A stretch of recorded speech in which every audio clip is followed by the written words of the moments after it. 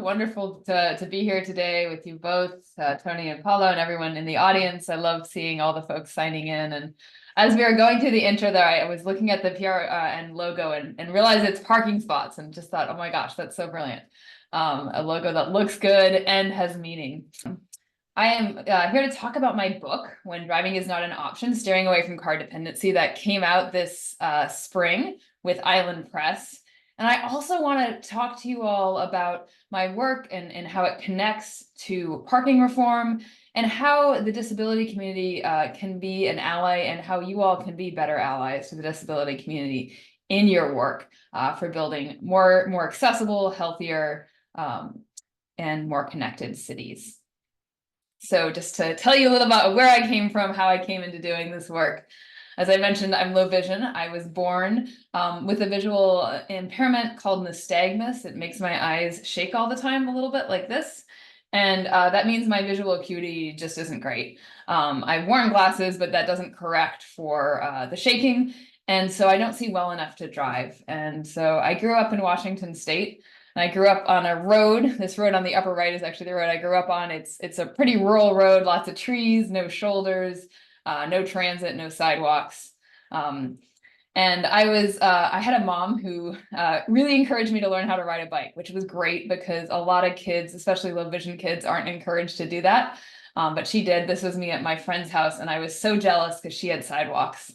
And we could ride there, where if I wanted to ride at my house, it just wasn't possible because of where I lived and how fast traffic went. So growing up, as I became a teenager and living in a pretty rural-ish area in Washington, as my friends got driver's licenses, I didn't have a model of how to be an adult in the world and get around and go places other than asking people for favors for rides. And mostly that was my parents, and I hated doing that. And I heard about a place called New York City. And this image on the right is a picture I took when I was living in New York City. I moved there when I was 21 and lived there for close to 15 years. And really, I had no really good reasons to move there other than I heard that the subway ran 24 hours a day. And I wanted that so badly. I wanted that ability to go wherever I wanted to go without, lots of planning and favor asking and struggling to get places. And for me, New York was really wonderful. I know that there are many barriers for other folks with different kinds of disabilities. Definitely some major upgrades needed to the subway system and the station accessibility, but the frequency of trains, oh my gosh, now when I take my kid there and it blows his mind that you don't have to plan because the trains just come every 3 or 6 minutes.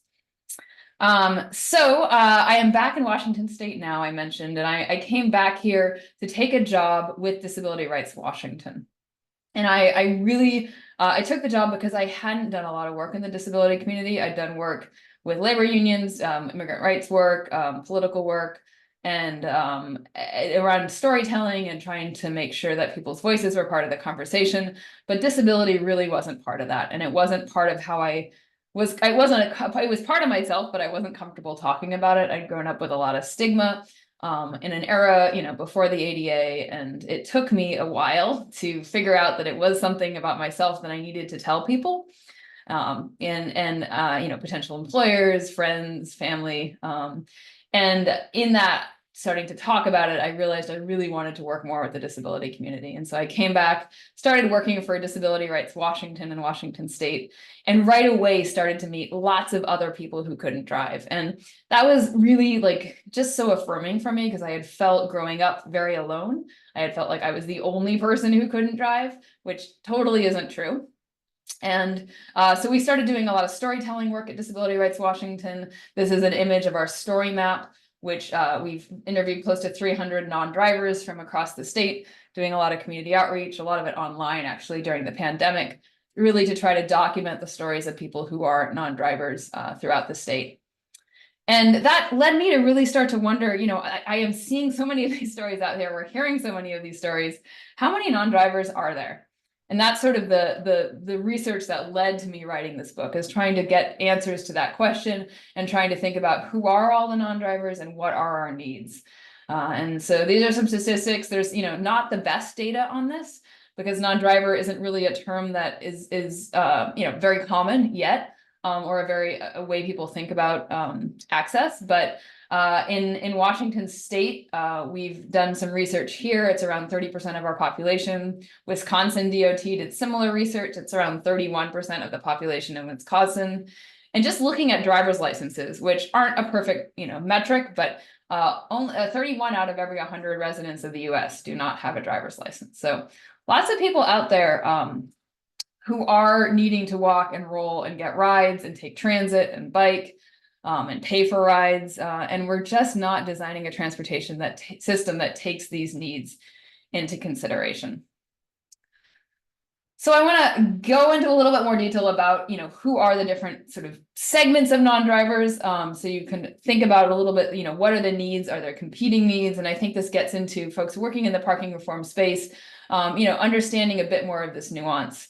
Because, I think when you think about disability, like often what comes to mind is the disabled parking spot. And I think because of, that it's because it's such a visible part of our communities.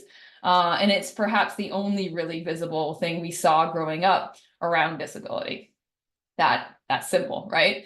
But the reality is that many disabled people can't drive, can't afford to drive. We are 4 times more likely not to drive than non-disabled people. We use buses, subways, and commuter rails for a higher share of trips than people without disabilities. And not being able to drive for us is a big barrier because of how car dependent our communities are.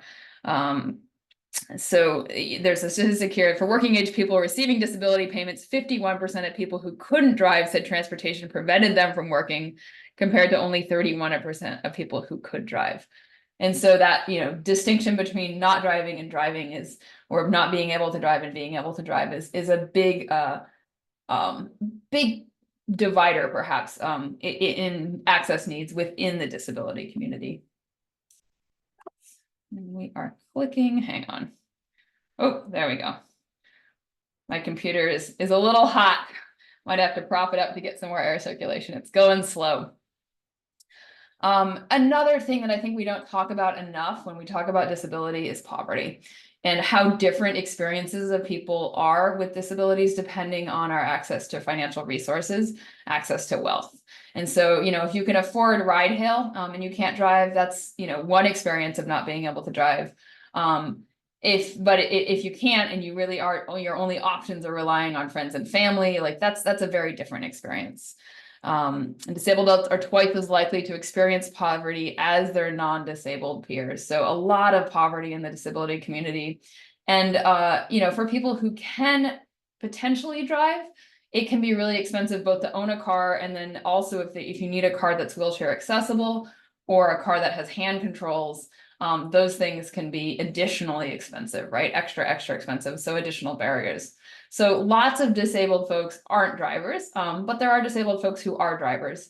And it's important to also remember that, so that there's lots of needs within the community, and lots of kinds of disabilities that can prevent driving, lots of kinds of disabilities where mobility is a barrier, and having close access to things is important. And right now, because of the way our communities are designed, often the easiest way to get access somewhere is to drive or be driven. And so it's important to remember that piece as well.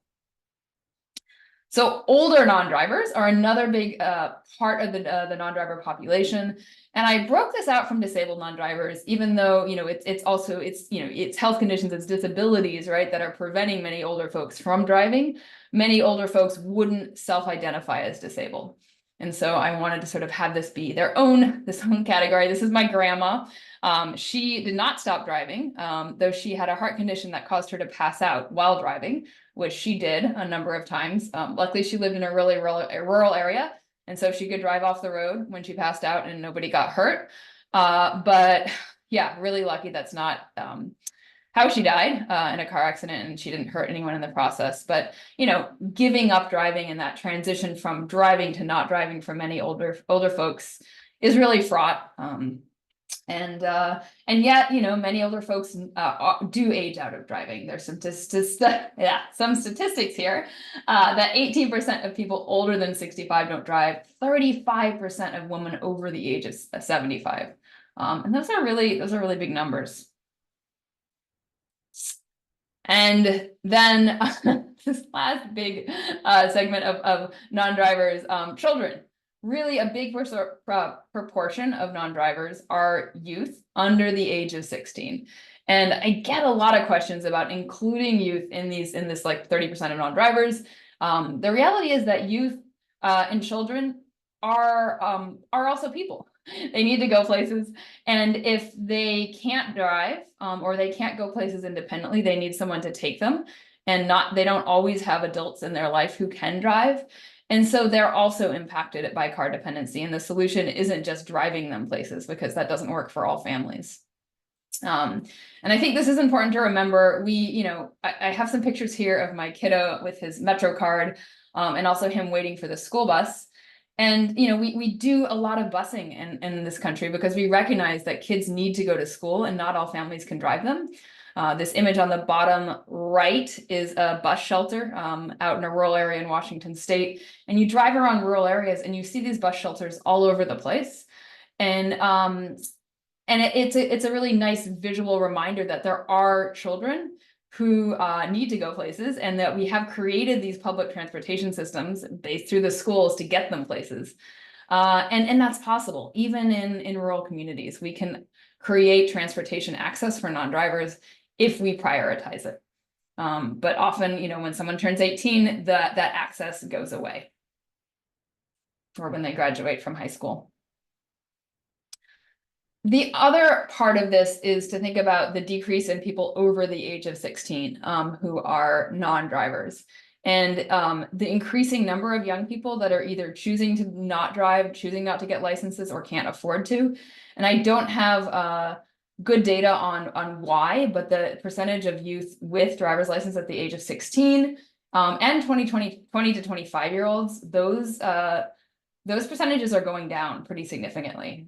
From when I was a 16-year-old in the 90s, 43% of 16-year-olds had driver's licenses in the US, and in 2020, it was around 25%. So big decrease there. And I think, something to really think about as younger people are choosing not to get driver's licenses. What kinds of mobility systems are we creating so that we can all get where we need to go? And, I mentioned the affordability piece. I think, for young people, the increases of, cost of owning a car, the increased cost of insurance could be big factors in those decreases. But there's also older folks who can't afford cars, can't afford to drive. Poorer households are less likely to have a car. It's not surprising. Because of the racialized nature of poverty in our country, Black households are 3 times more likely to lack access to a car than white households. So this is, the disparity in car ownership and car access is racialized as well. And then new immigrant households are also 7 times less likely to, or 7 times more likely to use transit, and twice as likely to walk as the US born population, which I think is also interesting. Those numbers change as folks have lived in the US longer. And so part of it may be cultural, part of it may be income-based. We've done some outreach with folks. There's a picture here on the bottom right of us doing outreach at it was a farmer's market for folks who were recently immigrated from Afghanistan and Iraq. And a lot of stories of families, not able to afford multiple vehicles, or just not feeling comfortable driving yet in the US. And so needing to rely on transit and struggling to do so when the affordable housing was out in a really exurban area far away from everything. In Washington state, I mentioned there was a study about non-drivers. They asked about people's reasons for not driving, and this is a lot of numbers here, but really cost was a major reason for people not being able to access a vehicle, afford to register that vehicle, or even afford to take driver's ed for younger folks. Those were all barriers. So the takeaway I want you to get from this first part of the presentation is really that there are a lot of non-drivers. It's a big number. This is a quote here from Tamara Jackson, who's involved in Wisconsin with their Wisconsin Non-Driver Advisory Committee. It's part of their DOT. And she says no one can get away from that number, 31% of the population being non-drivers. It's a shocking number. And I think that shock is good because it really is a potentially a way to build a coalition and build political power around the needs of people who don't get everywhere driving themselves. The flip side of that is because our communities are often so car dependent, while we cannot drive ourselves, we end up relying a lot on rides from other people. And we saw this in the data in Washington State. That was actually the most common way non-drivers got around, was asking for rides. But that is not free. Even if you're not paying a financial cost, it comes with an emotional cost. We hear pretty much everyone we talk to who has to rely on rides from friends and family describes the awkwardness of that, feeling indebted to folks, feeling like they can't ask for certain types of trips, certain types of rides. And so that's significant. And that's why I think it's so important for us to realize that, car dependency is not the solution, that we really can move away from a system that excludes so many people or makes people dependent on others in ways that's not healthy for their emotional health, and sometimes not even healthy for folks' physical well-being and safety. So the big takeaway for how do we make our communities less car dependent, from the interviews that I've done with non-drivers from throughout Washington State and throughout the country, is really that we need to be thinking about sidewalks and transit together as one system. There's some images here from really pretty cruddy sidewalks, unfortunate streets, highway on and off ramps, uncleared sidewalks with snow, people not being able to use the sidewalks because they're not accessible and having to roll in the street. And that ride hails and autonomous vehicles and microtransit, these are all systems that don't move us away from car dependency necessarily. They are supporting these existing systems and have their limitations, whether that's cost or lack of accessibility. Ride hail, if you're a wheelchair user, it's pretty much inaccessible almost everywhere in the country. There are very few accessible places that have accessible taxis in the US. Microtransit can really be a limiting experience for people who don't feel comfortable using an app, also for parents because there's no car seats. And then the cost really is just like such a barrier for anything that folks have to pay for. And that goes back to really the poverty of non-drivers and the poverty within the disability community, all sort of, acting as part of why we need to be thinking about community solutions that aren't high cost. And that's where we get to land use and zoning and affordable housing, which I think is very connected to the work you all are doing with the Parking Reform Network, is thinking about how do we make our communities land use make more sense for people outside of vehicles and make driving the less obvious, less comfortable choice than right now, where it really is often the only choice and definitely the easiest and most comfortable and safest choice. A big part of that is, the challenge with housing, right? And then this gets exactly to a lot of the work you're doing with parking reform, but where we see that many people who can't drive are priced out of areas that are walkable, that have reliable transit. There's this quote from Von Braun here, who I think really just sums it up. More affordability means moving further out. Moving further out means more limited transportation. And so, yeah, that's it. It's an awful paradox, and it's unfair to everyone. There's an image here on the top of, what is a really inaccessible bus stop in the Tri-Cities in Washington, because there are no transit. And so this is in Pasco, Washington, which is one of the more affordable places in our state to live. But it's also, there's not great sidewalks, and the transit network is under a lot of stress because of the politics and folks wanting to vote to cut taxes and cut transit service. And so that's really difficult. If you can only afford to live somewhere that has bad transit service, yeah, then what? Then you're back to relying on favors. So before I talk about Week Without Driving, which I want to get into as a way to sort of think more about the mobility needs of non-drivers, I want to get into a little bit around allyship and what some recommendations from my experience sort of trying to bridge these worlds between active transportation and transit nerds and the disability community. And, first of all, I have been in the disability community, sort of active. I mean, I myself have been disabled my whole life, but sort of became active within the disability community through Twitter initially, and then now 6 years at Disability Rights Washington. But, you know, there's lots of different pockets and lots of different knowledge and lots of different kinds of disabilities and disability groups. And so I think the first thing to really think about as an ally, as someone who's trying to engage with disabled non-drivers or disabled folks in your advocacy, is understanding that, you know, there's lots of different groups out there, lots of different kinds of disabilities. Some disability groups will be cross disability and have folks with different kinds of disabilities in the same organization. Other groups, you know, will be focused on a particular disability, folks in wheelchairs, blind and low vision folks. And so understanding that dynamic and understanding that sometimes there are competing needs.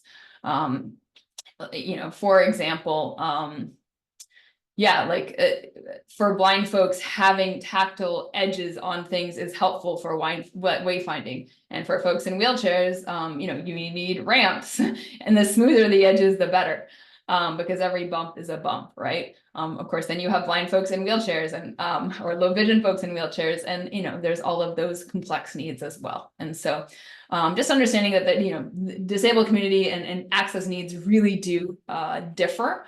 And it's important to engage with organizations and with a bunch of different organizations or organizations that are representing across disability. I think another thing to recognize as well is that, you know, disability organizations, like every organization, have histories, and a lot of them have histories of being started by white folks, and not really being spaces that are welcoming to non-white folks. And so I think, you know, many organizations are working on that and trying to do better, but recognizing there is that history, and that, you know, identifying as disabled and this, you know, taking on that identity is a cultural thing, and also maybe more comfortable for certain populations than other populations. And definitely there's differences within age, with younger folks, between, you know, and older folks. And so just recognizing some of those dynamics as you're approaching groups and getting a feel for who might be a good ally. I would say another piece of advice in my experience is trying to do this work within a disability organization. You know, often the people with the most access within a community are the folks who can get jobs and, you know, have power. And in the disability community, that has historically been a lot of people who have access to driving. And so I think that's often why parking and, you know, the needs of drivers in the disability community often are, you know, up there in the policy agendas of disability groups. And not that that work isn't important, but also recognizing that there's a big population of folks for whom driving is not an option because of cost or because of access needs. And those voices may not be as loud in some of these organizations just because people can't get to the meetings or can't get to jobs because of transportation access. So as folks working in the parking space, I would say, you know, being really clear and being very intentional about when you are asking for things, who that is going to hurt. Because not everything is neutral, and because our communities are so car dependent, and transit access and you know, even sidewalks can be completely inaccessible, driving somewhere may be the best and only way for a community member to get somewhere. And then when they get there, they need to figure out, you know, how to get out of the vehicle, you know, and so just understanding that these things all have trade-offs, and you know, we are working within a system that there are a lot of barriers in already. And so being aware of that. At the same time, I was mentioning, you know, okay, there are, you know, disabled folks who can't drive, can't afford to drive, need sidewalks, right? Need transit, you know, are people like me who are great allies for active transportation because we can bike. And, you know, there's, I think, also the tendency to tokenize. And I see this a lot. I wanted to write about this in my book, and my editors kept on being like, you're being too mean. But like, I will see on social media, people taking pictures of people in wheelchairs, probably without their consent because it's from behind, right? Or, you know, from far away, people in wheelchairs using bike lanes and being like, look, bike lanes are good for everyone, right? And there's just like a level of sort of exploitation there, unless you're talking with that person and that's what they're telling you and they're consenting to their image being used. It can be really disingenuous. I see, arguments made for active transportation infrastructure a lot that say, oh, well, this will be great for disabled people. And sometimes I know, for a fact that what people are asking for actually isn't accessible. And they haven't engaged at all with the disabled community members, but, using disability as a trump card to argue for active transportation when there's no real engagement. And, when you are perhaps not like bike lanes, for example, if you're a blind person and you are trying to figure out how to cross a street safely or get to a bus stop and it's a floating bus stop, like there are real difficulties with that, right? Like that can be a barrier, and especially if it's not designed well, can really impede access for blind folks. Just like, misparked bike share and scooter share can be a disaster for folks in wheelchairs, and blind and low vision folks as a tripping hazard. And so, there are, it's important to be intentional in this work and not just write off, to really engage with the disability community and make sure that what you're asking for, if it is gonna impede access, that you've really, really weighed that and figured out ways to mitigate it as much as possible. And I think the last takeaway I would say as far as allyship, and then we'll get to Week Without Driving and get to more of a conversation, is, and I started writing about this recently, but I think there's, a culture especially in active transportation of like, I'm so cool, I'm so tough, I can bike everywhere, I did this epic thing. And that's great, but not everyone can do that. Not everyone wants to do that. And when we present like getting around your city as requiring some sort of epic feat, that alienates a lot of folks and excludes a lot of folks, and it just shouldn't be necessary, right? Like it shouldn't be super hard or stressful to bike or walk or roll somewhere. And so how can we make sure that, we are thinking about infrastructure that doesn't require that? And I think a lot of that gets into land use and zoning, as well as, how we design our streets. So excited to dig into that more. So the last part I want to talk about real quick before I get into the Q&A is the Week Without Driving, which is a challenge that we started at Disability Rights Washington in 2021. Now it's a national challenge in partnership with America Walks. Last year was our first national year. The reason for this challenge is to help folks in elected office, but also folks in transit agencies, transportation departments, folks in public health, understand what it's like to be a non-driver and what some of those barriers are. Because too often, many of our decision makers and our policymakers, our planners just don't have that day-to-day experience, especially not for the hard trips. When it's raining or dark, or the weekend or night, weekend, raining and dark, and you have a grumpy kid, can you actually experience what that's like and what it would take to make it easier to get around without driving? So the idea behind the Week Without Driving is every trip counts. So it's not just the easy trips. You can totally ask or pay for rides. That is not cheating. And the reality is there is not cheating, right? We even if you have to drive during the week, that's a learning opportunity to really reflect on what someone who couldn't drive would have done in that position. And then we also really ask people to think about, privilege and choices, especially if you are not disabled, if you are white, if you are wealthy, if you can afford to live in a walkable part of town with good transit, if you don't have to worry about, sexual harassment, racial harassment, what is your experience like, and how would someone else's experience be different? And I guess I'll say before I go to my last closing slide, so the Week Without Driving Challenge, we'll talk about it a little more and what folks from Parking Reform Network can do in a minute. But yeah, I mentioned it went national with America Walks. Last year we had 41 states, organizations from 41 states participate. This year we're hoping for all 50. It's September 30th through October 6th. And we'll get into it a little more in the Q&A.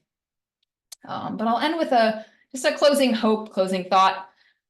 This is my my family growing up, this is in the 70s before I was born, in southern Indiana, and Highway 64 got built through part of the farm where they lived.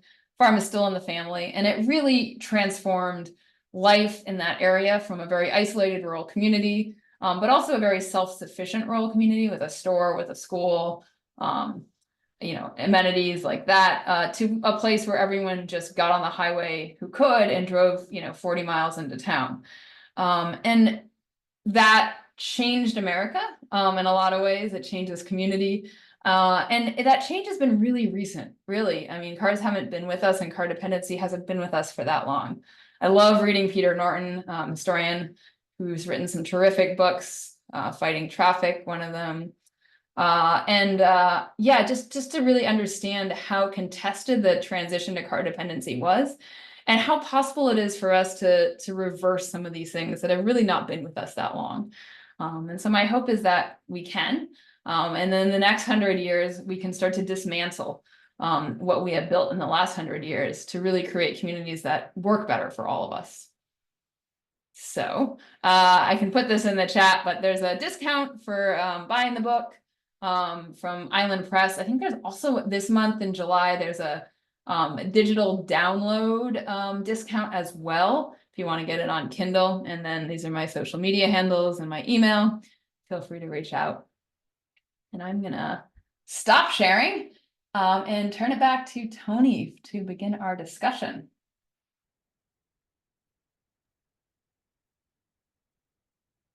Hello.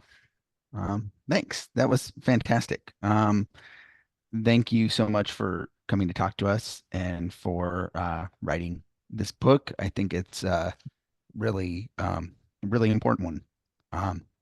And I'm going to try not to hog all the Q&A time. We're going to have a discussion here that's going to focus a bit on some of the things I think Anna's done a lot of great press and podcasts. And so I think but we're going to try and cover some things that maybe are specific to our advocacy area and our organization, and maybe some things that I just haven't heard talked about in some of those talks. So, great. So just to get a frame for this conversation and maybe give people a little idea more about what you know, would you share with us a bit about what you know about parking reform? Do you consider yourself a parking reformer? How did you come to learn about this advocacy area of parking reform and policy, and what were your initial impressions when you did hear about it? Yeah, I wasn't thinking about this as part of it, but then I saw the parking day slide at the beginning, and I had an art teacher in college who was one of the artists that was part of that original like conceptual art project in San Francisco that rolled out some AstroTurf in a parking spot. And that sort of launched, I think, people thinking about parking day. And so really, when she talked to our class about that work, I think that's the first time my brain was like, oh, I never thought of this as like other space. So yeah, I think that's my first sort of thought about parking. Then in New York, living in New York for so many years, I think there's so little street space and it's so highly contested, and so parking was always like, cars parked on the street was always the worst thing. Now that I live in Seattle, and I'm thinking sort of more in the context of land use, I've learned a lot more about housing and parking requirements, and how much it can add to the cost of housing, how much space it takes. Talking to a friend who had to like shrink a kid's bedroom in their ADU because they had to build a parking spot even though they don't have a car, right? Situations like that. I've also sort of developed this new appreciation for street parking on my own street in Seattle, where the street is quite wide. But because parking is allowed on both sides of the street, it has effectively narrowed the street to a one-way street, even though it's a two-way street. And so it's an incredible traffic slower. And this is the way on a lot of streets in Seattle. I've never lived in another city that's like this. So it is such a traffic calming mechanism. And so I actually love the parking on my street. Yeah, even though it's free, it really does. And it's people, storing their vehicles on the street. And I actually have stored a bunch of picnic tables in the parking spot in front of our house right now. And I'm curious to see how long they're going to last before someone complains. But yeah, so I would consider myself, adjacent. I support the work. I'm excited about the work. I think, we've talked to Sightline about, as an organization, in my day job, figuring out how we can move this conversation forward in Washington State. That's where I'm at. That's great. That I love that you're storing the picnic table um, in the picnic tables in the street. I hope they stay there as long as everyone else's cars are there. Um, Yeah, they're not holding up as well, but yeah, we use them for block parties. So that's yeah, yeah. easier than carrying them back and forth. Um, so in your book, you wrote, we also must remember that prioritizing car parking and car access to locations not only makes driving the easier choice, but also makes arriving somewhere by walking, rolling, or riding more difficult. And I think you touched on this in the presentation a bit, but I'm wondering if you can expand on some of the specific trade-offs that are made when we accommodate car access, as a priority for Yeah. communities. I mean, it really does, right? Just like if parking is easy, then that's another piece of what makes driving faster and easier and more convenient, than taking transit, right? And we don't see it added up like when you put Google Map directions in, you're not getting that added finding parking time. But even if you were, I think in most places, at least in Seattle, like driving in Seattle usually takes 15-20 minutes to get most places. Transit, for me to get to a different part of the city, West Seattle, North Seattle, it's an hour and a half, right? When driving would be 15 minutes. And so just like these huge disparities in the amount of time it takes. And easy parking just adds to that, speed that driving and ease that driving has, competitive edge over, any other mode. And we're not even talking about safety and comfort then around like, just because we've designed these systems that way, right? Like driving feels a lot safer than walking or waiting at a bus stop, right? Or biking. Yeah. Right. Like, and then, I mean, like, what kind of do you think are the worst, I mean, the most impactful things specifically around maybe parking that are in our built environment that cause these trade-offs? I mean, like, is it, curb, like, how do curb cuts impact things for people with walking or surface lots? Like, what are some of the Yeah. direct trade-offs we have when we're I mean, yeah, you driving? think about like, yeah, driveways and what it means, right, to as a pedestrian having to, if you're in like, a sort of urban environment and there's all these cars pulling in and out in front of you and what a safety challenge that is, right? Um, or just crossing a parking lot to get to, say, a Safeway entrance.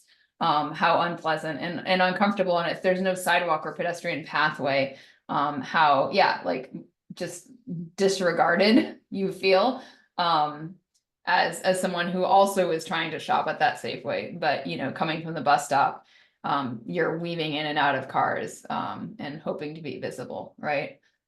So I think, I mean, yeah, and then drive-throughs, right? I mean, we know that the data around drive-throughs, and I guess it's not parking so much, but in some ways I think it's connected, right? Like we are prioritizing this, thing to be able to do the thing in a car, which is, versus, people trying to get to businesses and get to restaurants outside of a vehicle. Yeah, I'll tell you, I've seen even in play like I've seen plenty of parking requirements for drive-throughs. In many cities, they require stacking spaces. So they have the drive-through and then they require additional parking spaces at the drive-through location for people who like can't fit in the drive-through. It's so there are even parking requirements for specifically drive-through spaces. It's Yeah. turtles all the way down here. Um, so you quote Cassie Wilson, who is great, a rising star in Oregon's climate and mobility justice movements, is saying often people try to pit parking reforms against people who need disabled parking spots. And I want to, do a little, I think they call it sometimes steel manning or steel, like steel person. Like, what do you think are the most sincere and strongest arguments against parking reforms? Primarily, maybe the reforms I'm talking about are primarily like probably pricing and eliminating parking mandates. Like what are, yeah, and um, so yeah, and I'm going to follow up with what are some of the best ideas for accommodating or addressing those concerns. But first, I guess, can just, yeah, what do you think are some of the most sincere arguments? Well, I mean, we talked about poverty in the disability community already, right? So people are struggling financially often, even if they can, own a car, like that can be true. There are also, and I just want to sort of, these are like frames, right? I think that are important to understand about why there are real tensions, right? There's also, you can get a disabled parking placard, but that's a process, and that's a process that not everyone has access to for a whole host of reasons. And so, there are people who may not be able to get those or don't have those, who can't walk long distances, right? Or perhaps even are wheelchair users, but are getting, that, so, the not, assuming that you can have that placard and that's gonna, and that's an assumption, that isn't always true. And then there's the assumption that, okay, if you have that placard, you'll be able to find parking. And that isn't true either. There's not often enough disabled parking spots. And so, and as there is less parking overall, people who don't need those spots may be using them, whether they need them or not, right? Whether they have the placard or not. And then there's also the challenge of like, there's a lot of folks who are not wheelchair users who need disabled parking, who need that close access. But then take the spots, and then if you're a wheelchair user, you really cannot park somewhere else because there's not perhaps the space to get out of the vehicle, right? And so that's another piece that's complicated. Or if you're a city planner and you're designing, disabled parking spots, if they're on a hill, if you're a wheelchair user, that can be really difficult. If there's not access, to get onto the sidewalk there, maybe there's a bike lane, maybe there's not a curb ramp, these are all pieces that go into it. And so I think, just being very intentional about replacing as much, if you're taking away parking, replacing it with disabled parking spots, is helpful. But at the end of the day, we have built our communities around car dependency.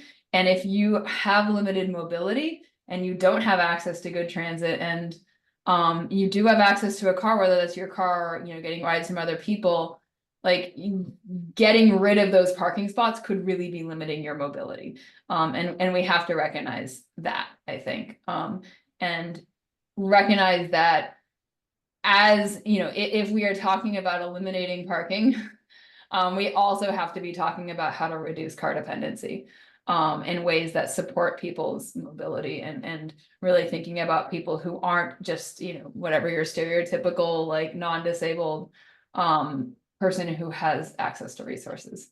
So, and I know there's not clear answers and straight answers, like it's nuanced, I think. Yeah. But I think, the affordable housing piece is a really compelling argument for why we can start to reduce car dependency and build housing instead, and build services instead close to where we are, right? And like making those sort of bigger systems arguments, I think is really important, to show that there is a way where this can work. People have to be able to imagine that they have a place in this future, you're describing. Right. I mean, I think I'm no, no, I hope you might agree with this, but one thing I just think is like the status quo and the existing system, it's also broken, right? Yes.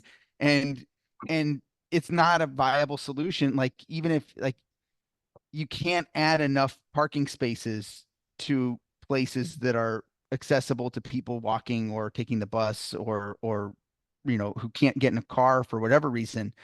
Like it physically doesn't work for Yep. most land uses. Like you we want to add one van parking space to a building that still only accommodates one person. Like the only way to accommodate many people is by getting them somewhere, somehow they're not in a car. Like Yeah. otherwise it's not, it doesn't work. I didn't have this on here, but you kind of brought up the placards. Um, this is, I know Professor Shoup, like it talks about this a lot, or this is one of the issues that he points out is that there's a lot of placard abuse as well, like where people are Yeah. using placards who have access to them. So it's interesting. I love that you point out that not everyone has access to placards, and then those people who do have access to them may not be the actual people who need them. Do you know of any but it's a very politically tricky situation. What do you think kind of the best approach might be to like bring this up and try to get some reforms on how placards Yeah. provide them more to people who need them? And yeah, go ahead, please. I'm not an expert on this. I would say I've heard discussed like, I mean, first of all, anytime you start like, enforcing things, right? People are gonna get enforced out of the system who need it, right? Even though there are other people abusing it. The other piece I would say is like, I think there's places who have talked about, and maybe Seattle was even at one point thinking about this, like a tiered system so that if you needed wheelchair access, you would have access to those spots, and then they would be different from access to spots that are just have closer proximity, right? But that gets really complicated too. So yeah, I feel like that's definitely something to continue conversations about. And I know there's people who are thinking about it more than I've thought about it. Right. I would say, Oh, go ahead. oh yeah, I mean, just going back here, there is also like so many bad faith arguments that use disabled people, just like we have sort of bad faith arguments about, oh, well, disabled people need bike lanes because look, wheelchair users love them, which is not universally true and not, like in consultation with disability community members.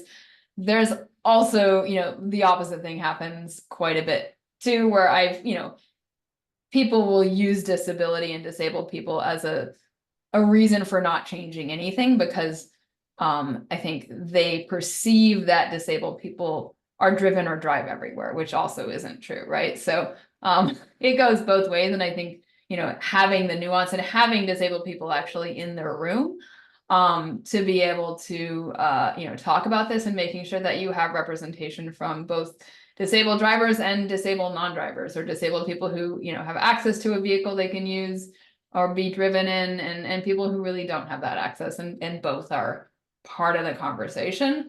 And that's, I think, yeah, rather than, these conversations that happen about disabled people, which is a lot of, yeah, all the time. Right.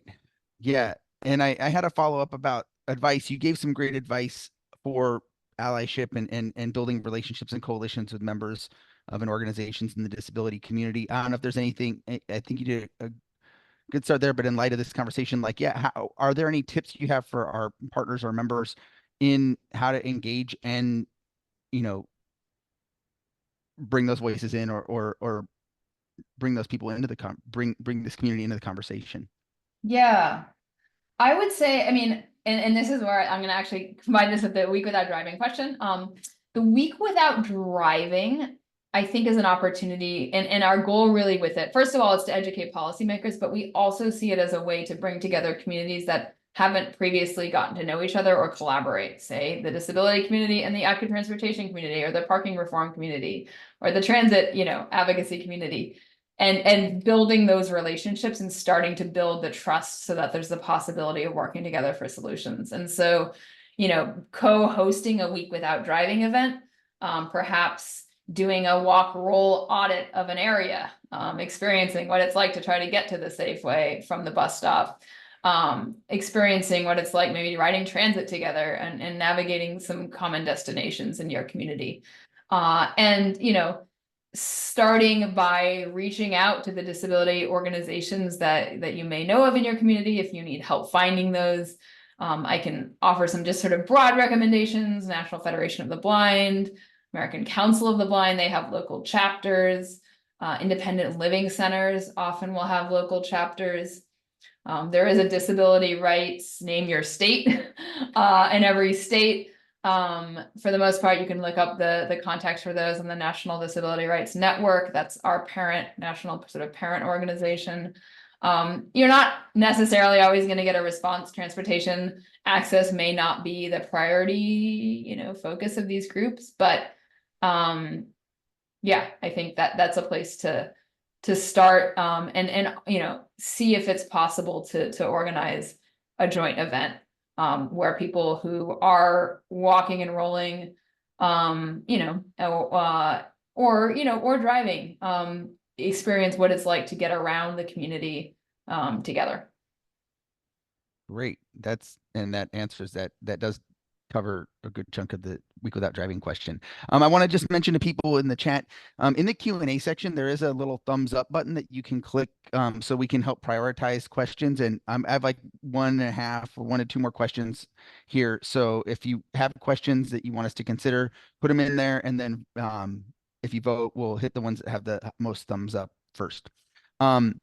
So uh, you point out a few times in the book that the people who don't drive are often invisible to policymakers and far from power structures. And I think this is really evident when cities and states create programs to mitigate the impact of like curb pricing, congestion fees, tolls. Like I've been on a number of committees here in Portland where, you know, they there's reforms that have, there's an idea, especially around transportation, that these reforms will impact low income or other traditionally marginalized communities. And so they create mitigations, but the mitigations are often and subsidies only provided for members of the community who drive. Right? Like in Portland, for Yeah. example, they were raising the permit price, or they were offering a transportation wallet, and they said if you have a car and you give up the wallet, we'll give you a free pass. But if you'd already gotten rid of your car or you didn't have one in the first place, there was like no subsidy for you. Haha. So what can we do to provide more universal transportation subsidies for people with low incomes and or disabilities? And do you know of any model programs that are more equitable for this kind of thing? Yeah, I mean, I think this is a really interesting conversation. I want to give a shout out. So someone who used to work with me, and Abby, who's actually in some of the pictures, Abby Griffith, is based in Vancouver, Washington, but works for Opal in Oregon doing bus rider union organizing, and a lot of her work is around, fare free transit. And I think, the conversation around, okay, do we make transit fare free? Do we figure out ways to give, targeted subsidies to low income folks? I think those are really important conversations. In my experience, riding the bus in Seattle, I live on a line that sees a lot of low income riders, and King County Metro has a really excellent subsidized program for low income folks, and yet I still see a lot of folks on every ride paying in loose change. Right? They're not getting these subsidized fares. They're not enrolled in the card program that would allow them to get the fares. And so, I think with any of these sort of targeted programs, right, there are people who are going to fall outside of it. There are disabled discounts, right, for disabled folks often on transit systems, but then you have to prove your disability. You have to be able to get to the office. You have to get to the doctor's office and get the letter. Like, there are barriers to that as well. And you have to identify as disabled, which is not something a lot of folks are necessarily comfortable doing. And so, yeah, I know, I think the King County program has been developed really intentionally from what I know about it. I am really curious to see how this conversation around fare free transit continues to evolve. I know, Albuquerque, New Mexico had a big victory around fare free transit recently. Boston is experimenting with fare free transit on certain lines, that serve low income areas, which I think maybe, I don't know.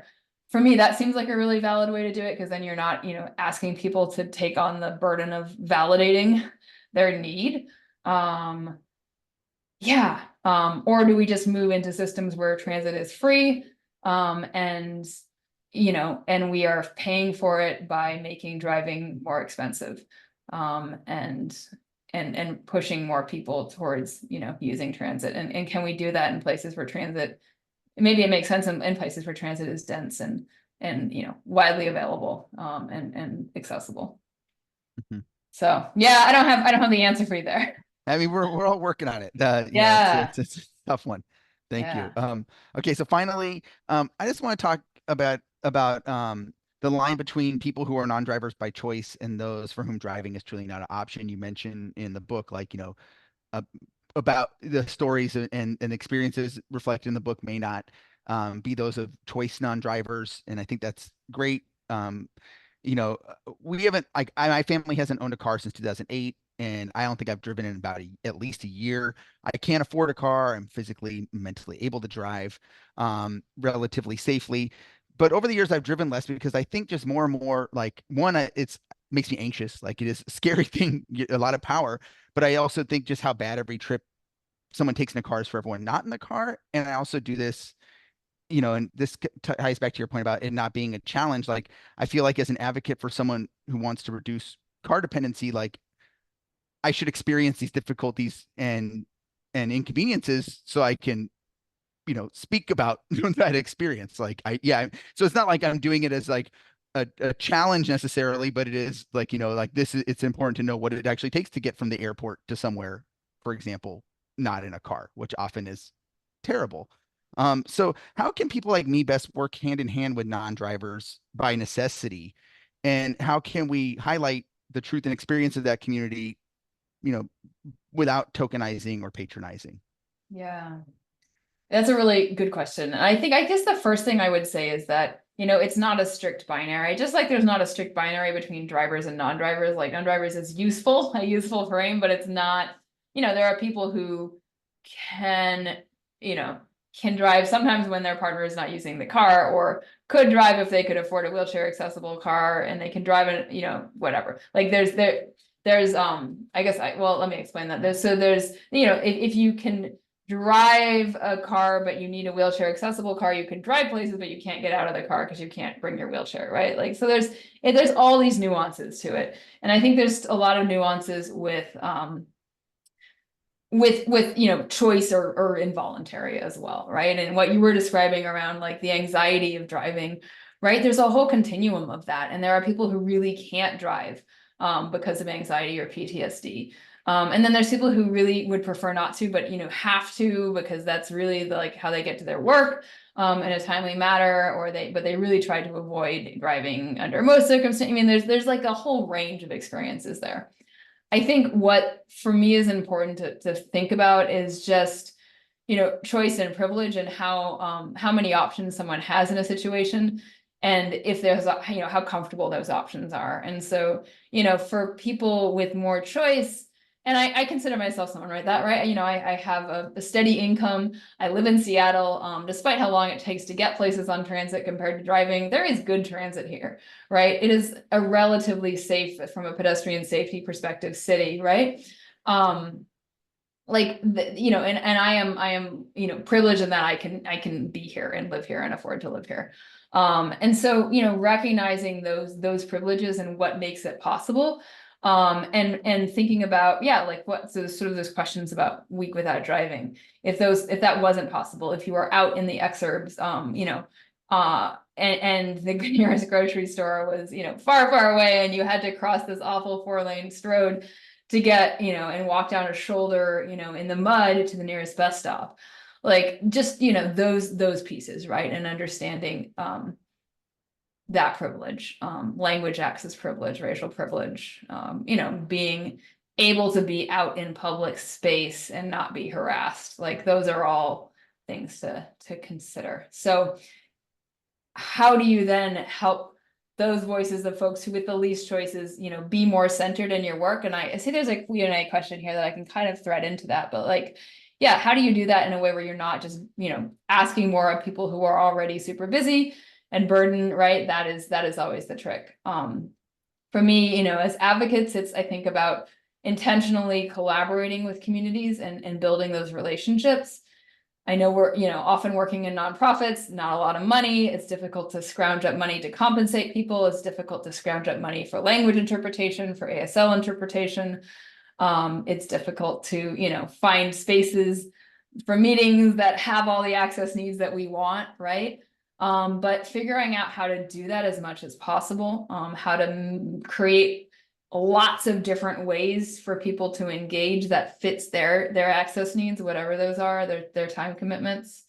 And it's not easy work, right? It takes more work. We're already working a lot, but really being intentional about it, and being intentional about how much space we take up in a space, and how we can mentor and create space for people with different perspectives to have that and hold that space too.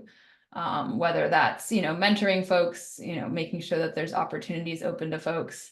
I'm really interested in sort of like a career piece of this too, like how do we get more people with lived experience of non-drivers into roles within agencies, within transit agencies, transportation departments, and elected office.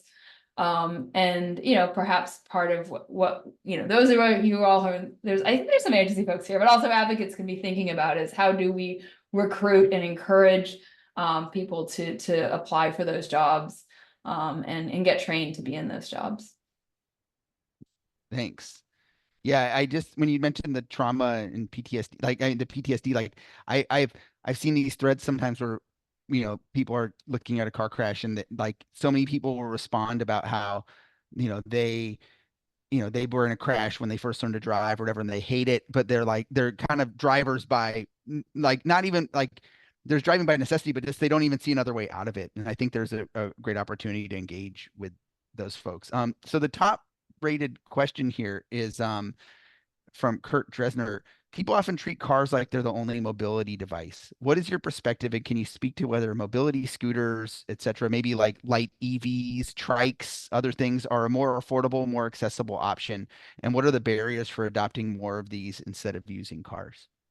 That is a great question. And I took the slide out of this presentation because I was like, oh my gosh, it's too long. But I do have a chapter in my book about, thinking about the other EVs, right? Not cars, but scooters and bikes and trikes and better power wheelchairs. A lot of power wheelchairs right now, they're paid for through medical reimbursement. And so there's not a lot of incentive for companies that make them to innovate. And so, they're heavier perhaps than they need to be. The batteries don't last as long as they could, and they're not necessarily rainproof. A lot of them aren't. I've seen some really wild, plastic bags, bungeed and rubber banded around hand controls because like that's how you're able to go somewhere in the rain in Seattle, right? Which is just like, why? Can't we design, why aren't these companies being asked to design chairs that work better? So I think, yeah, I mean, I think this is really a big part of it too, is right. E-bikes, I have an e-bike. It makes getting my kid around so much easier. Like I could not bike him anymore. He's too big on a traditional bike in the hills here. And so they are tremendous. There's tremendous potential with this technology. And I'm not excited about a lot of new technologies, but the lighter electric batteries and longer lasting electric batteries and the newer, cheaper electric trikes that are available. Whatever sort of mobility device people want to use that's more space efficient than a car, I think is terrific. And I think we have to figure out ways, there's, first of all, making them affordable to folks. And then there's how do we have the infrastructure that works for them? The parking infrastructure, right? Because you need secure parking, charging infrastructure. And then where do people ride these things? And I write about in my book a mom that I got to know who has the same eye condition I do. Her kids are older, so she's older than I am, and she lives in the exurbs of Tucson and used a golf cart to take her kids around. This was before e-bikes. And but it was hard for her when she couldn't be on the bike paths there in Tucson to figure out where to be, because she would get in trouble for riding on the sidewalk, but it was also illegal for her to ride in the street on the bigger arterials. And so she would try to figure out ways to like weave in and out of suburban parking lots to avoid the arterials, so she wouldn't get in trouble. So really, we do need to be rethinking where those devices belong.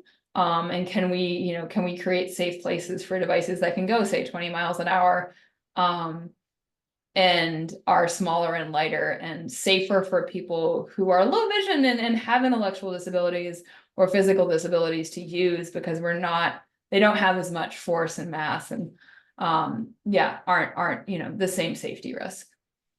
I saw a kind of related question just pop up from Nicole Rodriguez about like, what age should we allow kids to use these electric devices? And I mean, I think that there's a lot of controversy around this, and there Yes. was a person in Oregon, kid who was killed on an e-bike, well, actually killed by a car hitting them, while they were on an e-bike. But even like I've thought about, when as a person who had little kids, I've got two teenagers now, but we haven't had a car while they were growing up, and the ability, like we don't like, there's just not a lot of non-car. It's interesting because we have so many kids that can't drive, and then we have so few actual good options for them for bikes even, or anything like like there's the department store bike versus a good bike for a kid to actually use as transportation. And we don't think about options for kids like to travel with their parents at speed other than Yep. putting them in a bucket. No, um it's so true. I have a 7-year-old and he's going to a new school next year that's hillier to get to. And so he can ride his bike to our current school. It's about 2 miles. other schools, same distance, but hilly. And I'm like, could I get him an e-bike? I would trust him, I think. But yeah, it would totally be, you know, my fault, his fault if a car hit him, right? Like, even though yeah. Yeah, So they don't make them for kids that size, and in some places it's illegal. Oregon might make it a ticketable offense for a parent to let their kid ride an e-bike. It's kind of like it's kind of so backwards because we know how dangerous driving is, and yeah. then this is. I think we're about at when we had time, Paula. Is this correct? Are we, good here? I think there's we've covered a fair amount of the questions. But I don't know if there's I'll any, if you copy want him to take a down, look. and maybe if there's other ones to respond to, I can shoot you an email, and you can send those out. So I haven't had a chance to read them all, and I really love getting these questions. I will add one thing just really fast on the license question with e-bikes, and this is a bit far from parking reform, but I am working right now and talking to people for bikes, because there are a lot of states pushing legislation to limit people who can't get a driver's license from using e-bikes, or certain classes of e-bikes are requiring insurance for e-bikes, which requires a driver's license. And so that's something that we're very interested in working on, and figuring out what is, what is safe first, but also making sure that we're not restricting people like me and other people who really can safely use e-bikes for mobility and other, smaller mobility devices from using them. So throwing that out That's there, if anyone is interested or wants to work on that, shoot me an email. well, I had one question on I think this is going to end on a note on this, which is because it's in light of that. Like there are so many, there's additional barriers not owning a car. Like you don't have access to certain kinds of insurance products, for example. Like, or there's like if you get hit by a non-insured driver, um, you might not have good insurance coverage that if you owned a car and had insurance that would cover you. So there's not equity in the options for people who don't own cars. I'm wondering, is there a national union for non-drivers or some other organization that represents these 100 million non-drivers in the US? And if not, why not? How do we get that going? Oh my gosh, that sounds fun. I was just talking about starting a C4 for non-drivers, but a union would be pretty cool with a C4. So yeah, no, I mean, I really do think it's a matter of building political power, building power, right? And part of that, the first part is visibility, and that's sort of what the bite I've been able to sort of nibble at so far. And I think there's other folks starting to do this work too. The folks in Wisconsin really are, and it's a very, it's the state DOT, and they're moving this conversation forward in Wisconsin, right? Which, not a liberal bastion in a lot of places, right? But I think that the narrative around non-drivers has really helped them, especially even in rural areas. Talk about in rural areas with a lot of seniors aging out of driving. Think about, mobility access. So yeah, that's the dream, a non-drivers union. I like Well, it. I'll sign up immediately, and I think also just for people who would rather not drive. I think expanding that, like it's not, Yeah. like because man identifies a non-driver, but if you could choose, would you rather do it almost never? I think that a lot of us would. Okay, Yeah. well, I'll turn it back over to Paula for some closing comments. Thank you so much. We recorded this, so we'll post it, and we might be in touch about having Paul Barter, who just mentioned in the chat, like putting it on our podcast or something. Yeah, this is really, really wonderful. Thank you so much. Thank you guys. Thanks for organizing this. Thanks everyone for all your questions. And I will read them. I didn't have a chance during the chat to get to all of them, but yeah, we'll try to respond to some additional stuff later.